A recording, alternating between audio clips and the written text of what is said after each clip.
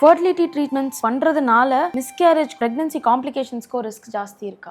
ரொம்ப நல்ல கொஸ்டின். ஏன்னா நார்மலா மிஸ்கேரேஜ் ஆகிறது வயது ஆக ஆக மிஸ்கேரேஜ் ரேட்டும் ஜாஸ்தி ஆகும். அது ஏன் அப்படின்னா அந்த கரு குவாலிட்டி நல்லா இருக்காம இருக்கலாம், இல்லைன்னா அந்த கருக்கு இந்த மரபணு கோளாறு இருக்கலாம். டெஸ்ட் டியூப் பேபிங் பண்ணும்போது பாத்தீங்கன்னா இப்ப ஜென்ரலா நம்ம ஒரு பொண்ணு கண்டிப்பா டியூப்ல அடைப்பு இருக்கு, அவ கன்சீவ் ஆக மாட்டா, நீ அதனால அவ வரும்போது ஃபர்ஸ்ட் டைம் கன்சல்டேஷனுக்கு வரும்போதே நீ 26-27 வயசுலயே நீ டெஸ்ட் டியூப் பேபி பண்ணிக்கோ அப்படின்னு நாங்க அட்வைஸ் பண்றோம். ஆனா வீட்டுல பேரண்ட்ஸ் அதை பத்தி விவரம் தெரியாதவங்க என்ன பண்றாங்க, உனக்கு இப்பதானே கல்யாணம் ஆகி 2 வருஷம் ஆச்சு, 26 வயசு தானே ஆகுது, நீ ஏன் இப்பவே டெஸ்ட் டியூப் பேபிக்கு போகணும்னு நினைக்கிறாங்க. அப்ப அந்த தாய் ஒரு கப்பல் 10 வருஷம் கழிச்சு, கல்யாணம் ஆகி 10 வருஷம் கழிச்சு வருவாங்க. வரும்போது என்ன ஆகும், தாயோட வயது அதிகமாயிடுது. கணவனோட வயது பாத்தீங்கன்னாலும் நீங்க பெண்களுக்கு எப்படி குவாலிட்டி ஆஃப் எக் 35 வயசுக்கு மேல குறையுதுன்னு சொன்னோமோ, அதே மாதிரி ஆண்களுக்கும் 40 வயசுக்கு மேல குவாலிட்டி ஆஃப் ஸ்பெர்ம்ஸ் குறைஞ்சிருது. வயதான கப்பல்ல கன்சீவ் ஆகும்போது அபார்ஷன் ரேட் கண்டிப்பா கூட தான் வரும். சோ அது ஜெனரல் பாப்புலேஷனோட நம்ம அப்படியே